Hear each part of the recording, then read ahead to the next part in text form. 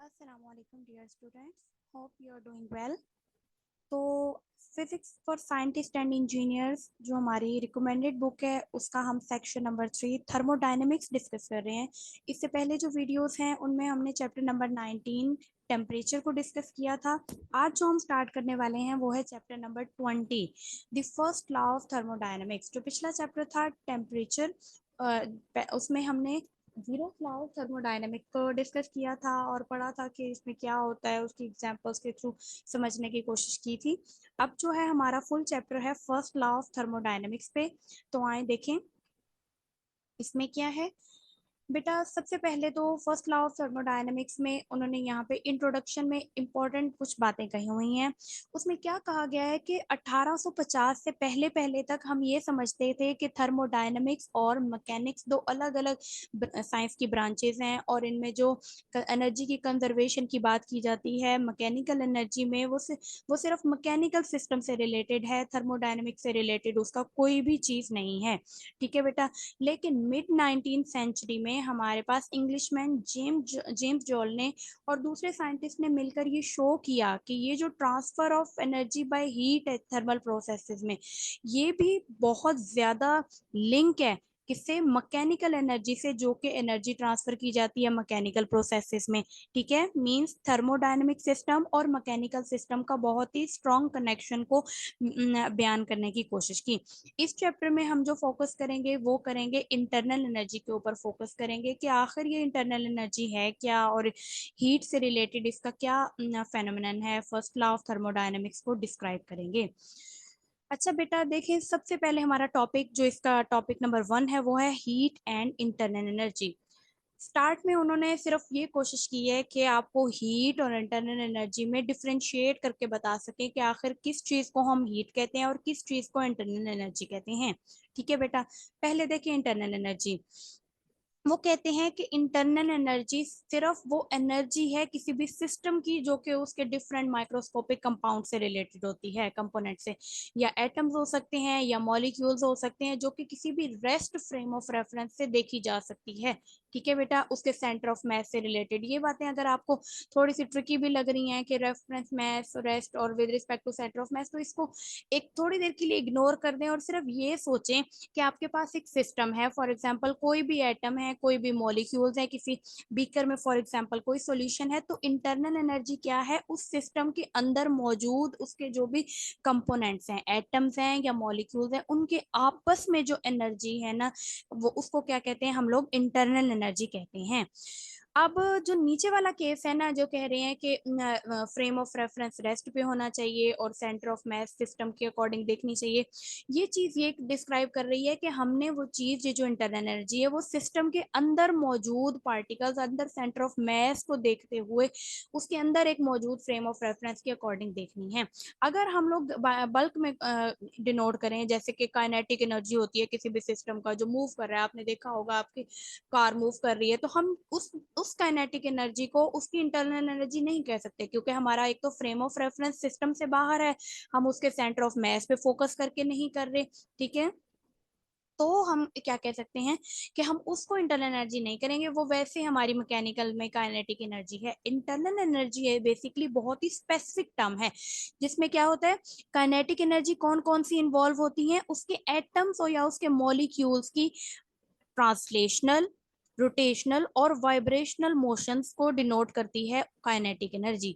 Means internal energy जो है first पे काइनेटिक एनर्जी होती है। कौन कौन सी काइनेटिक एनर्जी, उसके मॉलिक्यूल्स की, उसके एटम्स की random translational energy, rotational energy या वाइब्रेशनल एनर्जी। जबकि इसके अलावा काइनेटिक एनर्जी के अलावा वाइब्रेशनल पोटेंशियल एनर्जी कौन कौन सी हो सकती है, जो कि एसोसिएटेड होती है उसके एटम्स के दरमियान, जो या मॉलिक्यूल्स के दरमियान जो भी फोर्सेस एसोसिएटेड हैं, पोटेंशियल एनर्जी, जिस एनर्जी की वजह से वो आपस में अटैच्ड हैं। ठीक है, उनके दरमियान जो भी स्पेसिंग है, उनकी वो क्या कहलाएगी, वाइब्रेशनल पोटेंशियल एनर्जी कहलाएगी।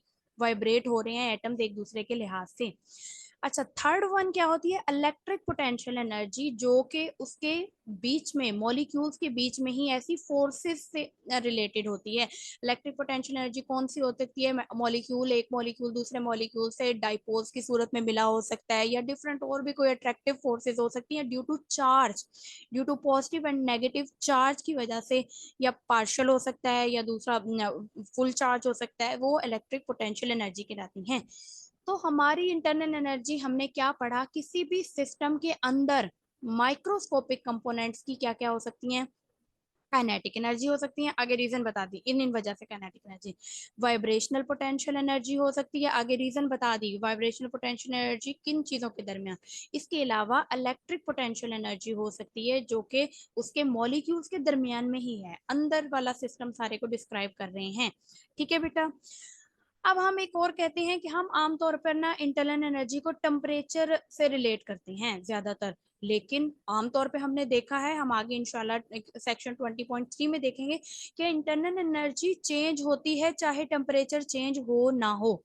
तो अब इसको स्टडी करने वाली बात है कि आखिर ये कैसे होती है, आगे हम देखेंगे इंशाल्लाह। ठीक है, कि ये हमारा कॉन्सेप्ट थोड़ा सा मिसकॉन्सेप्ट है कि इंटरनल एनर्जी डायरेक्ट टेम्परेचर से लिंक नहीं होती। इंटरनल एनर्जी बॉडी की अपनी खसूसियत भी होती है और वो चेंज हो सकती है बॉडी के अपने प्रोसेसेस की वजह से, या चाहे टेम्परेचर सेम रहे। अब उसमें एक एग्जाम्पल दी हुई है कि हम एग्जाम्पल तो इस लिहाज से भी समझ सकते हैं, लेकिन इसके अलावा चेंजेस की आप लोगों ने डिफाइन भी यहाँ से करने हैं। कहते हैं एक चेंज होती है फिजिकल चेंज। फॉर एग्जाम्पल आपका पानी जो है, आइस, आइस आपका टेम्परेचर पता है ना, आइस पॉइंट 0 डिग्री सेल्सियस, उस पॉइंट पे पानी जो है बर्फ से कन्वर्ट हो जाता है पानी में, इसी तरह पानी से कन्वर्ट हो रहा होता है बर्फ में। ये एक इक्विलिब्रियम पॉइंट है, 0 डिग्री सेल्सियस पे जितना ही बर्फ पानी बन रही होती है उतना ही पानी बर्फ भी बन रहा होता है। उस कंडीशन को, इस कंडीशन को हम कहते हैं ये फिजिकल चेंज है, यानी उसकी फिजिकल स्टेट में चेंज आ रहा है, फेज में चेंज हो रहा है। जैसे कि मेल्टिंग पॉइंट भी हो सकता है या फिर बॉइलिंग पॉइंट भी इसी तरह है। बॉइलिंग पॉइंट पे क्या होता है, पानी भाप में चेंज हो रहा होता है और भाप ही वापस कंडेंस होकर पानी भी बन रही होती है। उस कंडीशन को हम क्या कहते हैं, बॉइलिंग पॉइंट। अच्छा, वो कहते हैं कि ये जो स्टेट है ना, फिजिकल चेंज जो है, वो किसी भी बॉडी का स्टेट चेंज करना, उसमें इसकी क्या हो रही होती है, इंटरनल एनर्जी चेंज हो रही होती है, लेकिन टेम्परेचर तो कांस्टेंट है। ठीक है। अब इसके अलावा और भी चेंजेस हो सकते हैं, जैसे केमिकल चेंजेस जो हमारे इंटरनल एनर्जी में इंक्लूड नहीं होते। केमिकल चेंजेस को हम लोग इंटरनल एनर्जी में इंक्लूड नहीं करते। केमिकल चेंजेस कौन कौन से होते हैं, जो कि लिंक्ड होते हैं केमिकल रिएक्शन से या फिर पोटेंशियल एनर्जी टर्म्स से, वो क्या क्या होते हैं, इंटरनल एनर्जी नहीं होते, उनसे रिलेटेड नहीं होते। हम इनको डिस्कस करेंगे। जैसे फॉर एग्जांपल उन्होंने दी हुई है किसी भी ह्यूमन बॉडी का टेम्परेचर राइज हो जाना, किस वजह से, उसके खाना खाने की वजह से। ठीक है, ये एक्सटर्नल कोई चीज एलिमेंट गया है ना ह्यूमन बॉडी के अंदर और उसकी वजह से उसका टेम्परेचर हाई हो गया है बॉडी का। इसके अलावा गैस टैंक में ऑफ अ कार कि अब जब वो उसमें फ्यूल ट्रांसफर किया गया है, उससे पहले क्या टेम्परेचर था और फ्यूल ट्रांसफर होने के बाद क्या टेम्परेचर हुआ है, या क्या उसकी एफिशिएंसी बढ़ गई है, उसकी एनर्जी बढ़ गई है, तो उसको हम कहेंगे कि ये क्या है, ऐसे केमिकल चेंजेस हैं जो कि इंटरनल एनर्जी में इंक्लूड नहीं होते। अच्छा, ये थी हमारी सारी डिस्कशन इंटरनल एनर्जी के बारे में, जो हमने पढ़ा कि किसी भी सिस्टम की अंदरूनी एनर्जी उसके माइक्रोस्कोपिक कंपोनेंट्स के रिलेटेड, जैसे कि एटम और मॉलिक्यूल्स की जो एनर्जी है, काइनेटिक एनर्जी या फिर वाइब्रेशनल पोटेंशियल एनर्जी या इलेक्ट्रिक पोटेंशियल एनर्जी, इसको हम कहेंगे इंटरनल एनर्जी। अब हीट क्या है, हीट की ना कॉमन सी एक डिफाइन जो बहुत ही बेसिक रोल प्ले करती है, वो मैं आपको बताती हूँ। आपने हीट को टर्म को माइंड में ये रखना है, heat is the energy in transit. ठीक है, ये वर्ड आप याद रखेंगे तो आपको इंशाल्लाह कभी नहीं भूलेगा कि हीट जो है वो एनर्जी इन ट्रांजिट है। हीट एक ऐसी एनर्जी है जो कि कब हम देख सकते हैं या कब उसको मेजर कर सकते हैं, जब वो ट्रांसफर हो रही हो। यहाँ भी ऐसे लिखा हुआ है, कहते हैं हीट को डिफाइन किया जा सकता है कि ट्रांसफरिंग एनर्जी का जो प्रोसेस है, जो जिसमें क्या होता है, across the boundary of a system, किसी भी सिस्टम की बाउंड्री से जब एनर्जी ट्रांसफर का प्रोसेस हो रहा होता है। और बिकॉज वो क्यों हो रहा होता है process, due to temperature difference, किसी भी टेम्परेचर के डिफरेंस की वजह से between the system and its surrounding, system और उसकी सराउंडिंग में। ठीक है, एक ऐसा एनर्जी का प्रोसेस जो कि सिस्टम की बाउंड्री पे के अक्रॉस हो रहा होता है। सिस्टम से एनर्जी बाउंड्री के थ्रू रिलीज हो रही होती है या फिर बाउंड्री से सिस्टम के अंदर एनर्जी आ रही होती है, इंक्लूड हो रही होती है। तो किस वजह से? टेम्परेचर डिफरेंस होने की वजह से सिस्टम और सिस्टम की सराउंडिंग के दरमियान। ठीक है बेटा, इसको हम क्या कहते हैं? It is also the amount, ये वो अमाउंट ऑफ एनर्जी है क्यू जो कि क्या हो रही है? Transferred by the process. ये वो अमाउंट ऑफ एनर्जी है जो कि इस प्रोसेस के नतीजे में ट्रांसफर हो। फॉर एग्जाम्पल, चाय का कप है गरम गरम, आपने उसे रूम में ला के रख दिया टेबल पे। थोड़ी देर बाद आप क्या देखेंगे कि वो जो गरम गरम था उसका टेम्परेचर बिल्कुल रूम टेम्परेचर के बराबर हो गया है। यानी हमारी उसमें से जो हीट, उसमें जो एक्स्ट्रा एनर्जी थी, पहले जो उसकी अपनी एनर्जी थी वो इंटरनल एनर्जी है, वो उसका गर्मपन उसकी अपनी इंटरनल एनर्जी है। जब वो एनर्जी ट्रांसफर हो रही है या जितनी अमाउंट ट्रांसफर हो गई सराउंडिंग में, तो वो हमारे पास क्या कहलाएगी? हीट कहलाएगी। ठीक है बेटा। अच्छा, अब इसके बाद नीचे ना इसी को डिस्क्राइब करने के लिए लिखा हुआ है कि हम हीट क्या सब्सटेंस किसी भी सब्सटेंस की कैसे डिनोट की जाती है? जब हम किसी भी सब्सटेंस को किसी भी डिफरेंट टेम्परेचर वाली सराउंडिंग में रख दें। जैसे कि हम किसी वो किसी भी कोल्ड वाटर के पैन को किस पे रख दें? स्टोव बर्नर के ऊपर, आग चूल्हे पे रख दें, आग पे रख दें, तो बर्नर क्या होगा? हाई टेम्परेचर पे होगा वाटर से, तो फिर क्या होगा? वाटर में एनर्जी आएगी, वाटर गेन करेगा energy due to heat. Energy transfer के मेथड से वो क्या करेगा? जो हीट ट्रांसफर हो जाएगी वाटर में वो क्या कहलाएगी? उसकी वजह से क्या हो जाएगा? वाटर में एनर्जी आ जाएगी। ठीक है बेटा, अब ना डेली लाइफ में हम कुछ चीजें डिस्कस करते हैं जो आम तौर पे ना हीट नहीं है, लेकिन हम उसे भी हीट के तौर पे बिहेव कर रहे होते हैं कि हाँ ये भी एग्जांपल हीट की हो गई। पहली पहली एग्जांपल है, heat is not energy in a hot substance. किसी भी, मैंने अभी आपको एग्जांपल थी कि गर्म कप में गर्म चाय के कप में जो वो उसकी हीट, वो उसका गर्मपन है, हॉटनेस है उसकी, वो असल में हीट नहीं है। वो उसका क्या है? टेम्परेचर है या उसकी इंटरनल एनर्जी है। उसकी इंटरनल एनर्जी ई इंटरनल लिखा जा रहा है, वो है। बॉइलिंग वाटर को में लॉट ऑफ हीट नहीं होती, जबकि बॉइलिंग वाटर में बहुत ज्यादा क्या होती है? इंटरनल एनर्जी होती है। जब वो एनर्जी ट्रांसफर होके सराउंडिंग में जाएगी, यानी उसका टेम्परेचर डाउन हो रहा है और सराउंडिंग में हीट ट्रांसफर हो रही है, तब हम कहेंगे हाँ ये जो अमाउंट ट्रांसफर हो गई ना एनर्जी की, ये असल में हीट थी। जो उसके अंदर अभी भी कुछ हॉटनेस मौजूद है, उसको भी कहेंगे कि अभी अभी इंटरनल एनर्जी है, जो कि क्या कॉज कर रही है? इसके अंदर काइनेटिक एनर्जी या पोटेंशियल एनर्जी या फिर इलेक्ट्रिक पोटेंशियल एनर्जी कॉज कर रही है। ठीक है बेटा, जब वो ट्रांसफर होगी हमारी सराउंडिंग में, वो हम कहेंगे, तब हम कहेंगे कि हाँ ये अब हीट है, जब वो ट्रांसफर हो रही है। अच्छा, सेकंड ये है, हीट इज नॉट रेडिएशन। अब हीट भी एक रेडिएशन नहीं है। अगर फॉर एग्जाम्पल हम देखें कि कोई भी हॉट, क्या हम कहेंगे कि it is so hot beside the side walk was radiating heat. ये बात गलत है। एनर्जी लीव कर रही है साइड वॉक से, side by electromagnetic radiation, TER। जो साइड वॉक है, फॉर एग्जाम्पल सड़क के किनारे पर जो रोड बनी होती है, जैसे पैदल चलने वाले लोगों के लिए बनाया जाता है, उसकी बात करी जा रही है। कहते हैं वो जो साइड वॉक है ना, वो क्या कर रही है?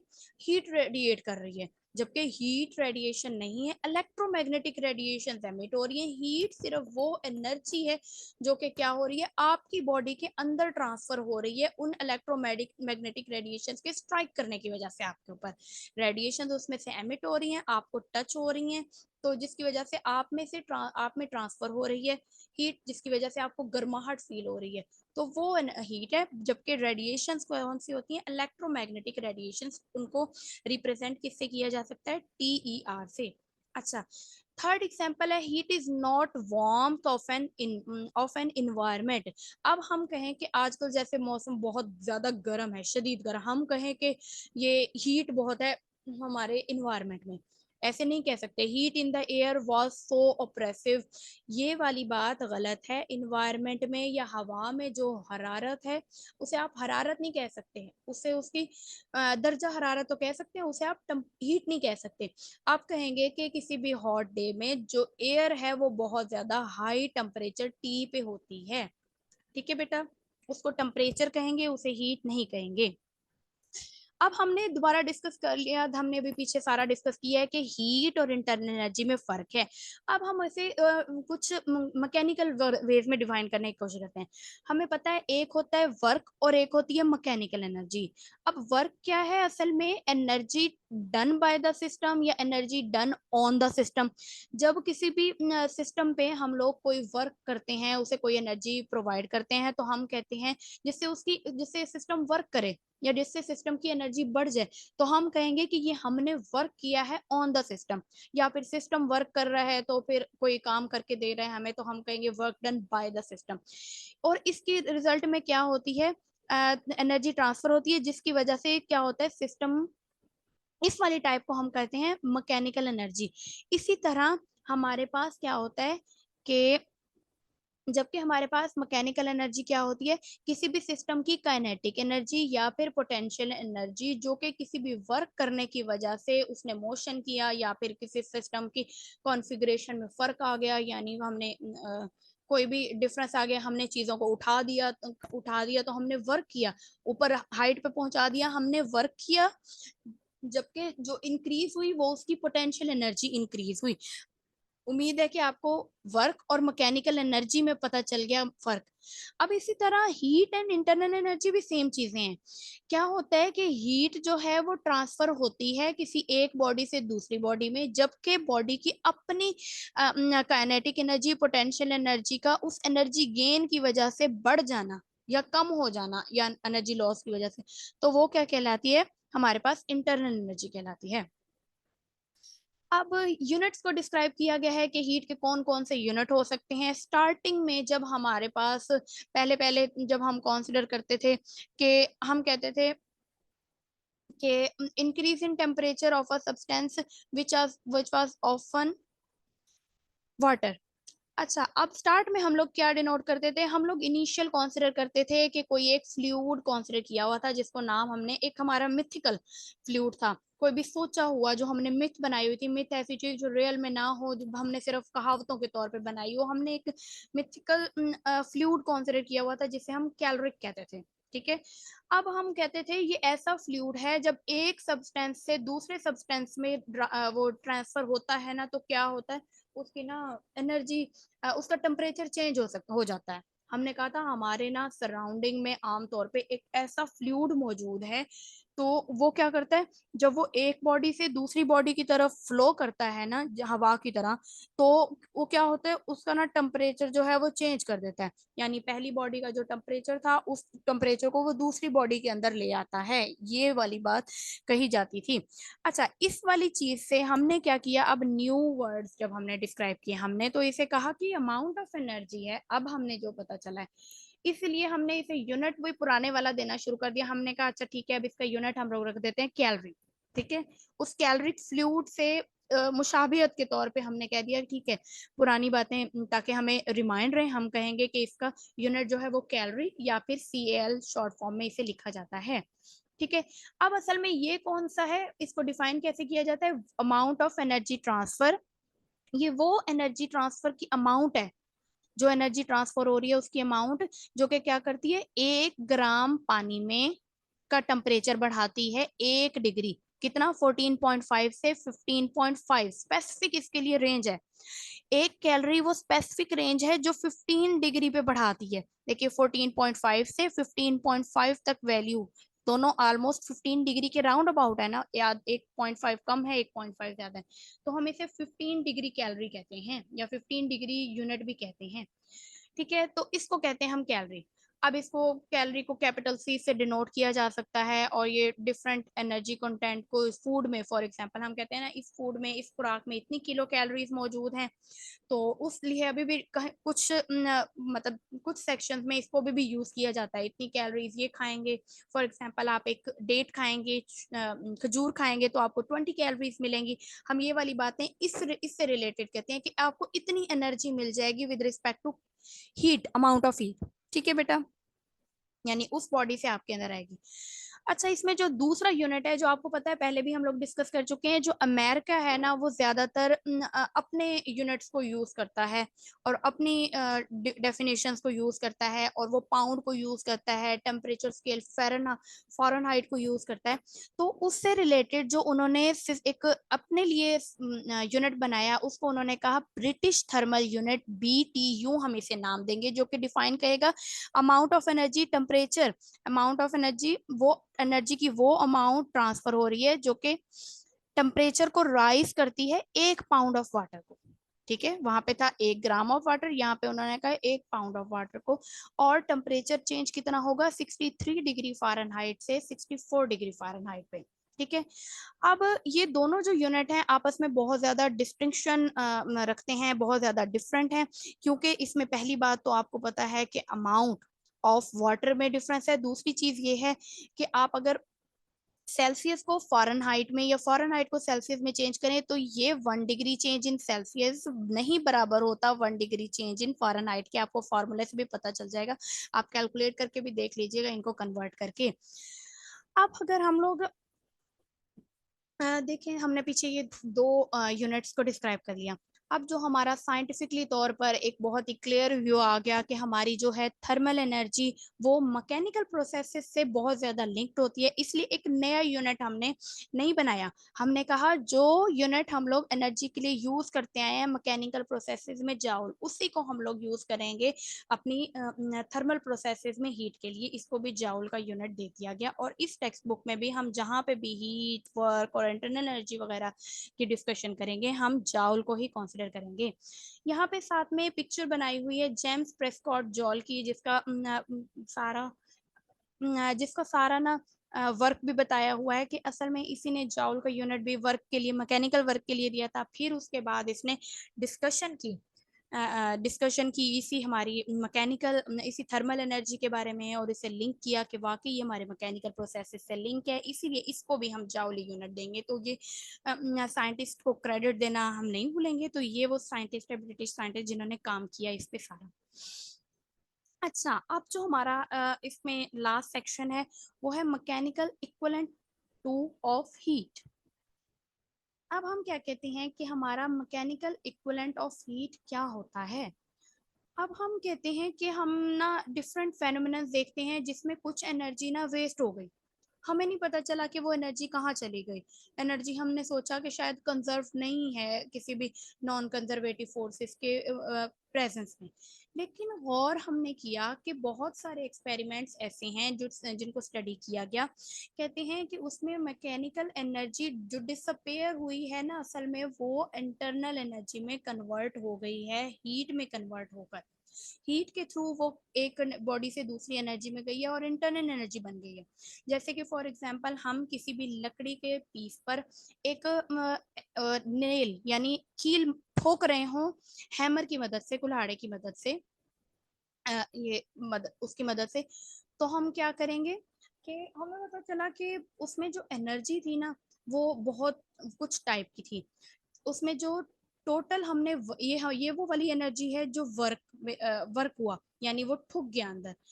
नंबर टू, दूसरी ये वाली एनर्जी है जो कि क्या हुई, मैकेनिकल वेव्स में कन्वर्ट हो गई, यानी साउंड वेव्स में कन्वर्ट हो गई, और ये इक्वल किसके है, टोटल इंटरनल एनर्जी के। ठीक है बेटा, तो हमने टोटल इंटरनल एनर्जी को, जो एनर्जी चेंज आया, हमने क्या देखा एंड में, हमारा जो है वो हैमर, वो जो नेल होता है ना, वो वार्म हो चुका होता है, जो कि एनर्जी कंजर्वेशन की वो प्रूफ दे रहा होता है कि W वो वर्क है जो हैमर पे हुआ है, जबकि TMW वो एनर्जी है जो लीव कर गई है सिस्टम को, जिसकी वजह से साउंड प्रोड्यूस हुई है। तो ये हमने मैकेनिकल एनर्जी और इंटरनल एनर्जी में रिलेशन डिस्कस किया, जो कि हमारे पास सबसे पहले सजेस्ट किया गया था बेंजामिन थॉमसन ने, और बाद में जेम्स प्रेस्कॉट जॉल जी, अभी जिसकी बात की थी, उसने इसको एग्जैक्टली डिस्क्राइब किया कि आखिर होता क्या है। अब जाउल ने जो मोस्ट फेमस एक्सपेरिमेंट परफॉर्म किया ना, और जिसके थ्रू ये सारी चीजें एक्सप्लेन की, उसको यहाँ पे उसने ना डायग्रामेटिकली शो किया गया है क्या शो किया हुआ है, एक बंद कंटेनर है, उसके अंदर ये टरबाइंस टाइप की चीज लगी हुई है जो कि यहाँ इधर बेरिंग्स से अटैच हो गई हैं। इस बेरिंग्स पर क्या किया गया है, दो मैसेज अटैच किए गए हैं दोनों ऑपोजिट डायरेक्शन में। होता क्या है कि जब ये मैसेज को लीव किया जाता है, ये एक कांस्टेंट स्पीड के साथ नीचे जाते हैं दोनों, और उसकी मदद से क्या होता है, ये जो हमारा बेरिंग है ये रोटेट होता है। रोटेट होने की वजह से अंदर जो टरबाइंस भी हैं वो क्या होते हैं, रोटेट होते हैं। हमने कंसिडर करना है कि ये जो वॉल्स हैं ये इंसुलेटर हैं, इसके अलावा जो बेरिंग्स हैं उनके थ्रू भी इतनी एनर्जी नहीं जा रही कि वो वाटर की इंटरनल एनर्जी बढ़ा सकते हैं, बल्कि सारा जो टरबाइन ये इसको हिला रहा है, इसकी रोटेशन मोशन करवा रहा है, ये क्या प्रोड्यूस करवा रहा है, हमारे वाटर को, अंदर वाले मौजूद वाटर को हीट अप कर रहा है, उसकी इंटरनल एनर्जी को रिलीज कर रहा है। अब जो जॉल्स है उसने स्टडी किया कि असल में ये जो मैसेज हैं इनके पास कुछ ना कुछ पोटेंशियल एनर्जी है। जब ये डाउन मूव करेंगे, इनकी पोटेंशियल एनर्जी क्या हो जाएगी, कन्वर्ट हो जाएगी internal energy of the water में। वो यूटिलाइज हो गई एनर्जी, एक अमाउंट से कन्वर्ट होकर दूसरे अमाउंट में, दूसरी फॉर्म में शिफ्ट हो गई। ठीक है, तो इसको हम लोगों ने कहा कि वो इसकी इंटरनल एनर्जी इंक्रीज करेगा। अब उसके बाद उन्होंने और भी चीजें डिस्कस की जो यहाँ पे अभी हम लोग नहीं पढ़ेंगे। उन्होंने क्या कहा कि जो मैकेनिकल एनर्जी है वो प्रोपोर्शनल होती है मैस के और इंक्रीज इन टेम्परेचर के। ये हम आगे इंशाल्लाह पढ़ेंगे। C is equal to m m q is equal to m c del t, कुछ इस तरह की वैल्यूज हैं। इंशाल्लाह नेक्स्ट लेक्चर में हम लोग पढ़ेंगे कि कैसे मैस और टेम्परेचर डिफरेंस पे डिपेंड करती है। अब हमने क्या पढ़ा कि ये जो सी है ना, इसमें प्रोपोर्शनलिटी कांस्टेंट है, वो ऑलमोस्ट इस चीज के इक्वल है। बाद में जब मजीद अच्छी वो की गई, क्या कहते हैं, क्या एक्सपेरिमेंट्स किए गए और उसकी अच्छी तरह मेजरमेंट की, तो ये 4.186 जॉल पर ग्राम पर डिग्री सेल्सियस के अकॉर्डिंग निकल आए। ये क्या है, वो मैकेनिकल एनर्जी है जो 1 ग्राम ऑफ वाटर को राइज करती है। 1 ग्राम ऑफ वाटर में राइज होती है, टेम्परेचर को राइज करती है बाय 1 डिग्री सेल्सियस। जबकि हमने इस वाले टॉपिक को पहले भी पढ़ चुके हैं, जब रेज हो रहा है टेम्परेचर 14.5 से 15.5, तो इस वैल्यू को हमने कह दिया ये किसके इक्वल है, 15 डिग्री कैलोरी के। 1 कैलोरी को इक्वल कर दिया 4.186, जो कि 15 डिग्री कैलोरी के सेक्शन में प्ले हो रही है।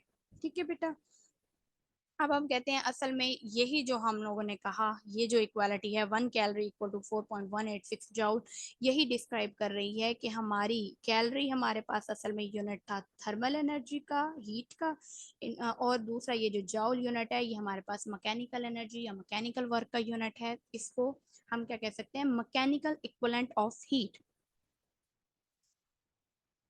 इसके बाद उन्होंने यही बताया हुआ है कि हम इसे हम लोग इंटरनल एनर्जी करेंगे, जबकि हिस्टोरिकली इसको कहा जाता था हीट, तो उस फॉर्म में हम इसको डिस्कस नहीं करेंगे। अच्छा बेटा, लास्ट में हमारे पास एग्जाम्पल है। एग्जाम्पल में ना, losing weight the hard way. हमने क्या करना है, कहते हैं स्टूडेंट कहता है कि मैंने ना एक 2000 कैलोरीज का ना डिनर खा लिया लिया। अब मैं चाहता हूँ कि वो सारी एनर्जी मैं बर्न आउट कर दूं, वेस्ट कर दूं। क्या करने से, जिम करने से। जिम में मैं लिफ्ट करूंगा 50 kg का बारबल।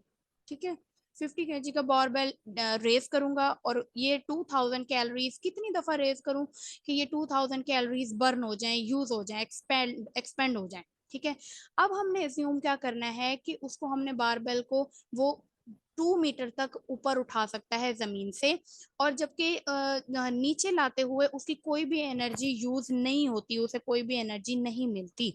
ठीक है, अच्छा अब इसके लिए क्या होगा, हम कंसिडर करेंगे कि जितनी भी पोटेंशियल एनर्जी है हम लोग यूज करेंगे इसको लिफ्ट करने में। पोटेंशियल एनर्जी जो भी इस पे लगाएंगे, हमारी बॉडी इसमें पोटेंशियल एनर्जी लगाएगी, वो किसके इक्वल होनी चाहिए, टोटल वर्क के इक्वल होनी चाहिए, जो कि हमने करना है 200 कैलोरीज जितना। ठीक है, हमने यही किया, हमने कहा पोटेंशियल एनर्जी वैसे इक्वल होती है mgh के, जबकि टोटल पोटेंशियल एनर्जी इक्वल होगी n टाइम्स mgh, जितनी दफा हम उसे ऊपर लिफ्ट करेंगे उसके इक्वल होगी।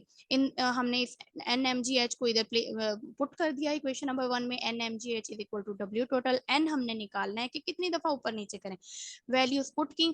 इसमें यहाँ पे ना थोड़ी सी ये जो चीजें की हुई हैं ये इस वजह से की हुई हैं कि हमारा जो कैलोरी यूनिट है वो आमतौर पे हम लोग ग्राम्स में लेते हैं, तो हमारे पास जो ये 2000 दिया हुआ है ये केजी के हिसाब से दिया हुआ है, किलो के हिसाब से दिया हुआ है, इसलिए हमने किलो के वैल्यू के बजाय यहाँ पे 10 की पावर 3 पुट की और वही 4.186। बाकी नीचे वाली ये एक्स्ट्रा चीजें ना भी लिखें तो कोई मसला नहीं। 481.6 जाउल ये बेसिक एक ऑथेंटिक वे है, आप इसको सिंप्लीफाई अपने तरीके से कर सकते हैं। तो इतने टाइम्स आपको क्या करना पड़ेगा, रेस करना पड़ेगा ये 2000 कैलोरीज को बर्न आउट करने के लिए इस 50 केजी के बारबेल को। तो बेटा आज का टॉपिक यहीं पे एंड करते हैं, इंशाल्लाह नेक्स्ट टॉपिक में हम इसका नेक्स्ट सेशन में हम इसका सेकंड टॉपिक पढ़ेंगे, स्पेसिफिक हीट एंड कैलोरीमेट्री। अभी के लिए इतना ही, ओके, अल्लाह हाफिज।